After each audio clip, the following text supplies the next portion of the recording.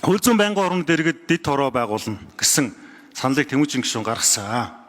За аюулгүй байдал гадаад бодлогын байнгын хороон дээр одоо тусгай байгууллагуудын одоо төсвийг л авч одоо үздэг. За хүний эрхийн зүгээс одоо хүний эрхийг хамгаалах талтай холбогдуулаад хууль зүйн байнгын хорооны дэргэд одоо энэ бас тодорхой чиглэл үүрэг бүхий дэд хороог байгуулъя гэсэн. Энийний яг одоо үндслэл, ач холбогдол, зайлшгүй шаардлагын талаар Ашиг Дэмэрлийн Тэмүүжин гишүүн тайлбарлаж бас мэдээлэл өгөөч гэж хүсье. Энэ хоёр асуултанд баярлалаа. Тэмүүжин гишүүн.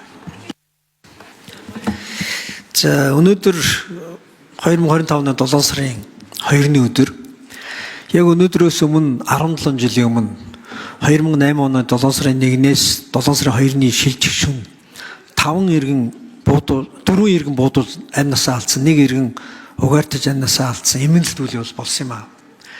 За энэ үйл явдлын дараа улсын хурал ажлын хэсэг байгуулад улсын хурал дээрх анхны нээлттэй сонсголыг зохион байгуулсан. Тэр нээлттэй сонсголоос зөвлөмж гарсан.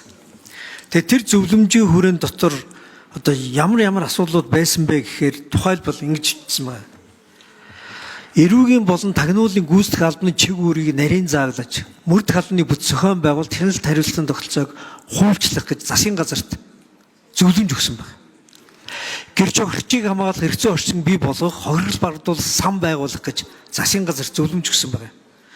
Энэ 7 сарын 1-ний үйл явдлын дараа за гүйцээж хариулъя.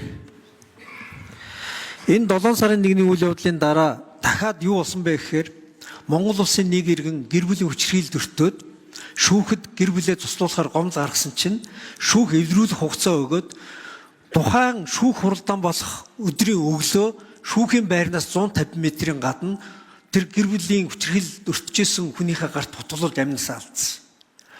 Ингээд зөвлөмжийн дараа дахрын албыг байгуулсан. Харамсалтай нь гэр жогчийг хамгаалдаг энэ байгууллагыг татан болгосон. За өнөөдөр дөнгөж сайхан бас яг энэ үйл явдал боллоо.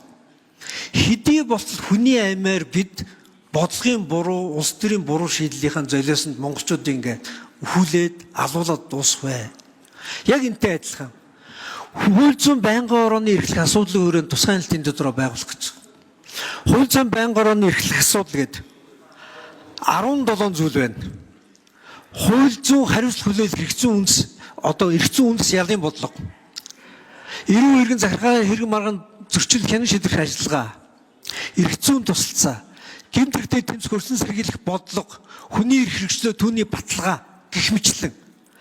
Хууль зүйн байнгын орооны эрхлэх асуудлаар бид хяналт хийж чадахгүй байна. Иргэний үндсэн эрх, хууль дээдлэх зарчим парламентод ёсныхоо хувьд биднээс оновчлогдоогүй байна. Тусгай хяналтын дэд хороо аюулгүй байдалтай холбоотой асуудлаар яваад идэг.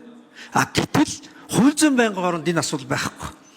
Цагдаагийн байгууллагын аль багштаар гэрчийг хамгаалуулах гэсэн чинь гэрчтэй, хохирогчтой яг гэмт хэрэгтэнтэй юм шиг харьцаж эхэлсэн. Аюулгүй байдлын байнгын орон дээр байгаа тусгай хяналтын дотроо яг ийм иргэний эрх хуулийн засаглалтай холбоотой асуудал бол бидэнд хамаагүй гадаад улга аюулгүй байдал гээд гадуур яваад. Энийг засахын тулд хууль зүйн байнгын орон дээр энэ тусгай хяналтын дотроо байгуулах гэж байгаа юм аа. Энэ бол иргэний Тэмүүжин гишүүн одоо за үндсэн хуулийн 33 жилийн болж байна. Энэ олон жил өнгөрчихжээ. Яг ийм дуршлаг олон улсын жишгээр жишээлбэл ямар орнуудад байгаа юм бэ? Өөрөөр хэлбэл бид дэлхий дээр байдаг парламентод төлөвлөсөн орнуудын кейсийг одоо дуршлагыг Монголд оруулж ирэх гээд байна уу? Эсвэл одоо шинээр дугуй зохион бүтээх гээд байна уу гэдэг аягүй чухал. Энэ тал дээр та бас нэг мэдээлэл өгөөч. За нэмж хариулъя. За Эрдэнэт гишүүний асуултанд хариулъя. Үнэхээр бид өөрсдөө хитрхи олон шин дугуй зохиочж дэлхийд байхгүй шин дугуйныхаа одоо золиосонд бид хүний эрхийг, иргэдийнхээ эрх чөлөөг, амь насыг ингээд золиос сууж байгаа. Тухайлбал гүйцэтгэх ажлын тухай хууль.